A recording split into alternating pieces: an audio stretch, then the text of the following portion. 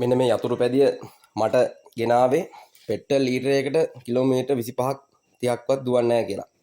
ගොඩක් කට්ටියන් එන ප්‍රශ්නයක් තමයි මේ ඩිස්කවරි 135 එකේ කොච්චරක් දුර දුවනවද ලීටර කිලෝමීටරයක් වැඩ කරනවද කියලා. ඇත්තටම මේ කාබ්ලේටර් එක හරියට ටියුන් අප් කරොත් අපි හරියට කාබ්ලේටර් ටියුන් අප් කරොත් මේකේ performance එක අපිට ගන්න පුළුවන් ලීටර කිලෝමීටර 55ක් විතර. මේක දැන් මේ අපි බැලුවම් පස්සේ මේක බයික් එක ඇත්තටම හොඳට බයික් එකේ තියෙනවා.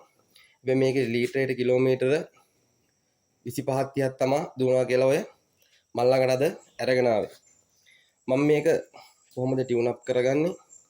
කොහොමද මේක අපි කාබ්ලේටරේ හොඳ ටියුන් අප් එකක් දීලා කොහොමද මේක කිලෝමීටර 55ක් වගේ දුවන තත්යකට ගන්න කියලා මම කියලා දෙන්නම්. ඇත්තට අපි මේකේ අපි බලමු මේක ස්ටාර්ට් කරද්දී මේ පොඩි කොල්ලෙක් බදින බයික් එක මේ ස්ටාර්ට් කරද්දී මේකේ ඇත්තටම බලන්න සද්දේ. ඇත්තටම රේස් වැඩි. දැන් කාප් එක හරියට ටියුන් අප් වෙලා නැහැ.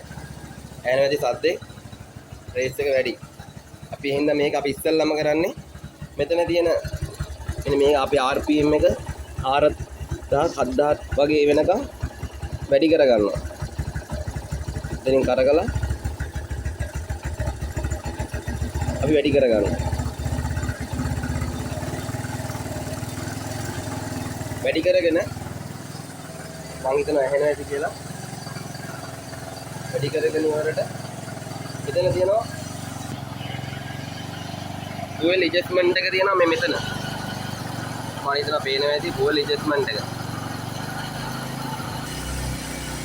fuel adjustment එකට ළඟට ගිහිල්ලා අපි මේක මේ උඩරිම මේ නට් එක උඩරිම කරක් ගන්නවා මේක අඩු වෙනකම්.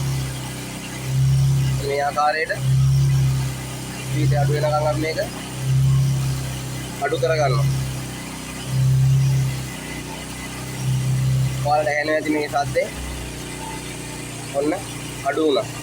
ඊට පස්සේ අපි මේක වටේකමාරක් අපි ඉමේට මේ ටියුන් අප් කරගෙන වටේකමාරක් කරගන්නවා. මේ තියෙන විදිහට බැලුවා. අපි ඊට පස්සේ හරියටම වටේකමාරක් කරගද්දී ඔයාලට දැනෙනවා මේක රේස් වෙනවා. වටේකමාර ඕන රේස් වෙනවා. මම හිතනවා ඔයාලට ඇහෙනවද කියලා. ඊට පස්සේ අපි කරන වැඩේ මේ හැප්පෙද්දී නැවතත් මේක ආපහු අඩු කරගන්නවා.